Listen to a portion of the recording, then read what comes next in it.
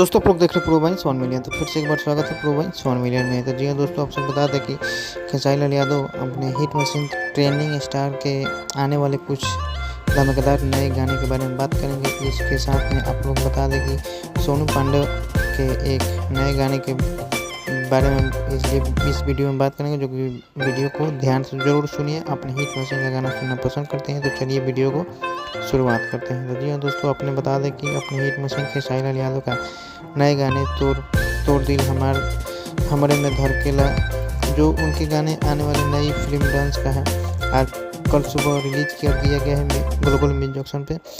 और आप सब भोजपुरी दर्शकों ने काफ़ी पसंद कर रहे हैं। और आप सब बता दें कि अभी तक 10 लाख से भी ज़्यादा हो चुका है। साथ में आप लोग तैयार रहिए, 12 तारीख को बहुत ही खतरनाक सॉन्ग खेसारी लाल यादव का आने वाला है।